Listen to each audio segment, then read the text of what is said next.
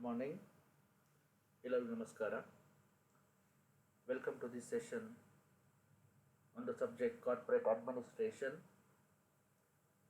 And the chapter we are discussing is corporate meetings.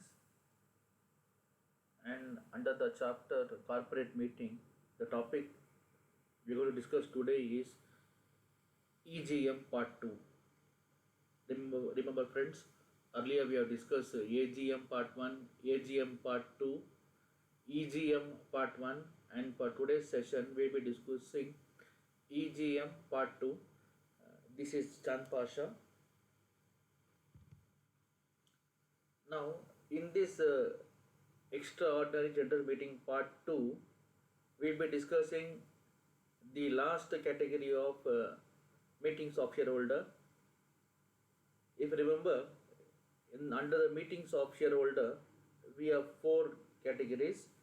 One is statutory meeting, annual general meeting, EGM. The last one is class meetings. Apart from this class meeting, I shall also be discussing meetings of creditors and meetings of debenture holder in this session. Let's first discuss class meetings. When the meeting of a particular class of shareholder take place, such as preference shareholder meeting, it is known as class meeting. We have 2 types of shareholder. One is equity shareholders and preference shareholders.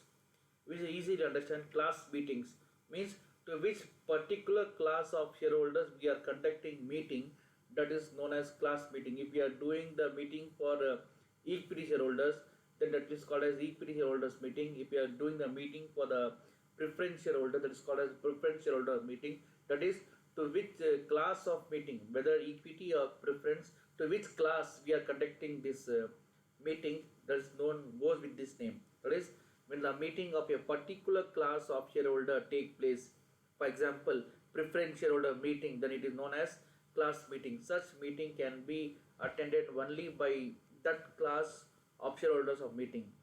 The article defines the procedure for calling such meeting. Such meeting is called for the alteration in the rights and privileges of the shareholder and for the purpose of conversion of one class of shares into another class. It is very simple. Which particular section or which particular class of meeting, only we have 2 categories, equity or preference. If we are doing the meeting for the preference shareholders, then it is called as preference shareholders meeting. If you are doing meeting for equity, that is called as equity shareholders meeting. That is only to one category of people, or that is called only to one class of meeting. Next we have other meeting, that is meetings of creditors and meetings of debenture holder. If the meetings of creditor are called, then such is called as meetings of creditor. And why company calls for the meetings of creditor is to make the arrangement with creditors. Section 390, 391 and 393 of Companies Act not only gives the power of the company to compromise with the creditor, but also lay down the procedure for doing so. Then we have meetings of debenture holder. Meeting of debenture holder are held according to the conditions contained in the debenture trust deed. These meetings are called from time to time where the interest of debenture holders are involved at the time of reconstruction, reorganization, amalgamation or winding up of the companies. So in this session we have discussed about the 3 meetings. One is about the class meeting, another is a meeting of creditor, the last one is debenture holder meeting. Thank you.